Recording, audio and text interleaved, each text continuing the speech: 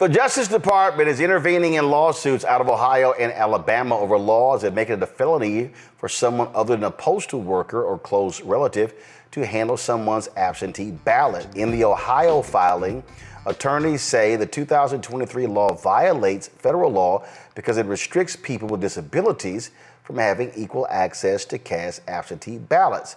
The DOJ is charged with enforcing the Voting Rights Act, which requires states to avoid discriminating against voters with disabilities.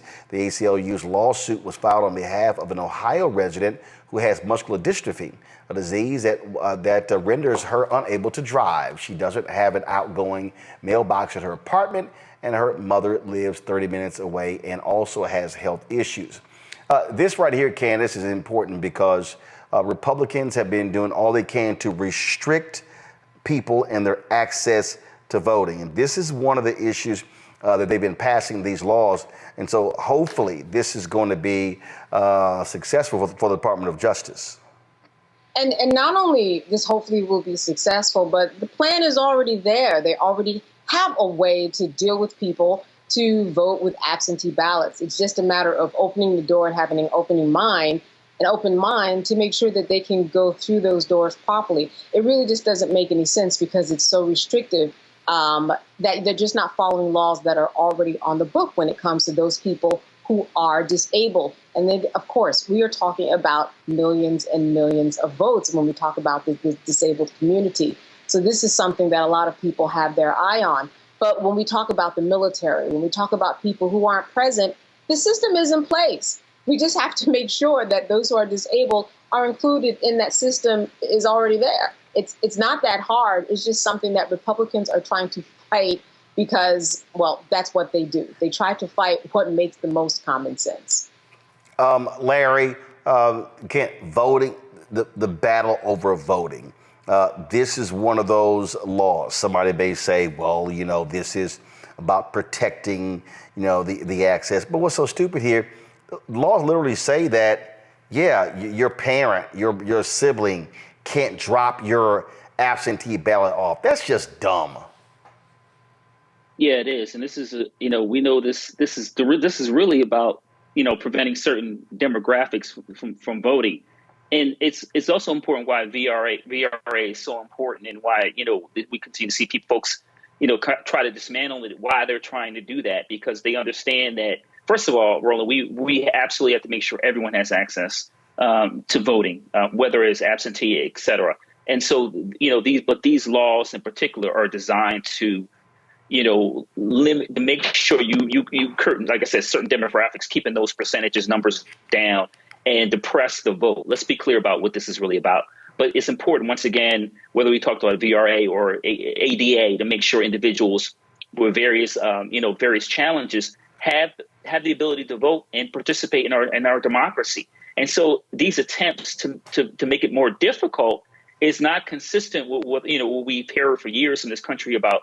It's important at least every person have at least one vote. So I'm hopeful that this is resolved at the court level.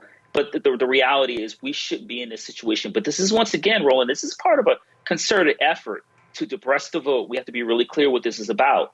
And once again, not being consistent, like I said, VRA and various other laws when it comes to individuals who have various challenges. Joy.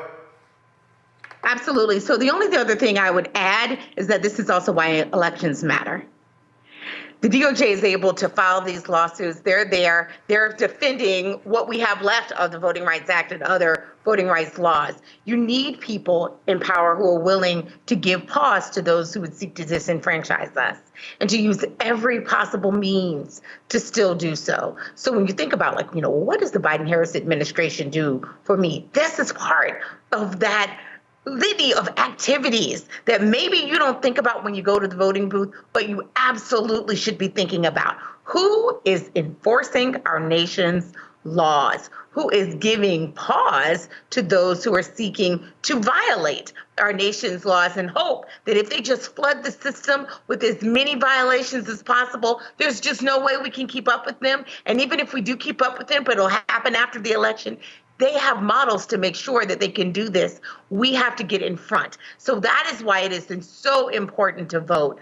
Voting rights are on the ballot. Yep, they are on the ballot. And again, understand, they want to stop folks from voting. We just need to understand exactly what's going on here.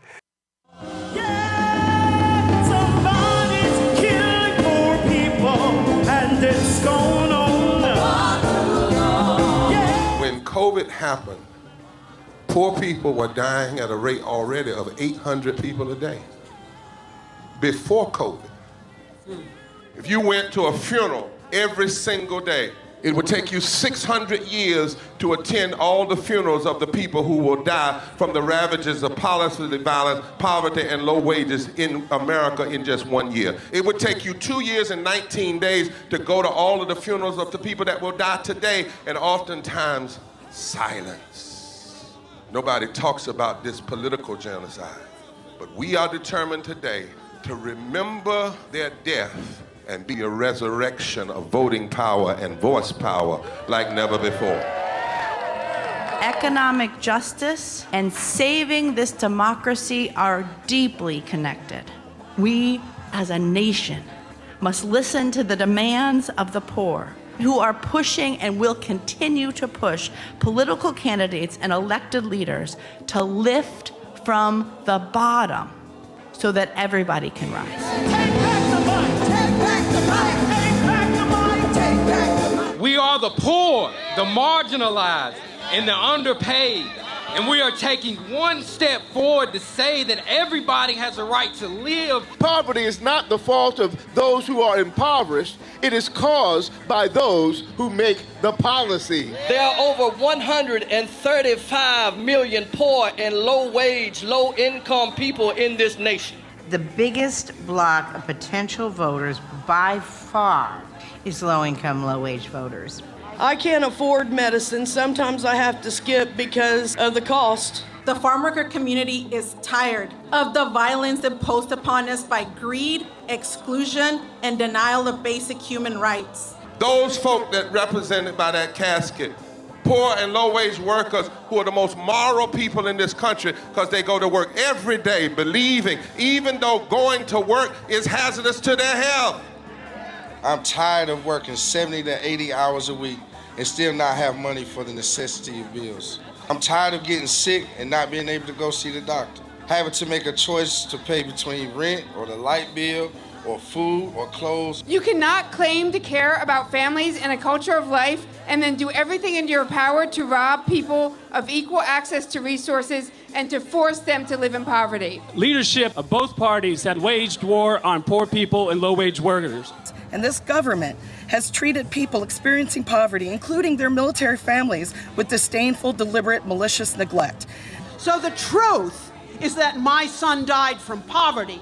We refuse to accept poverty as the fourth leading cause of death. The fourth leading cause of death in this, the richest country in the world. We march today for our children and the generations to come. And we need to do it with the loudest voices possible, the biggest actions possible. We will voice our demands and register our vote. When we stand up and when we stand together, things change. There is the electorate that is, and then there is the electorate that should be. 34 million eligible poor and low-income voters did not vote in 2016. If just 20% of those voters in swing states were mobilized around an agenda, they could change the political outcome of every election. So we're launching the most massive voter mobilization and turnout campaign in history of poor and low-wage voters, allies, and religious leaders. People are dying, but we know it doesn't have to be this way. And so we are calling on everyone to join us in this Poor People's Campaign, a national call for moral revival. We are here, we will be seen, we will be heard, and our power will be felt. We don't need to be an insurrection. We are a resurrection that will be felt across this country. Are you ready? Ready? Ready? Ready?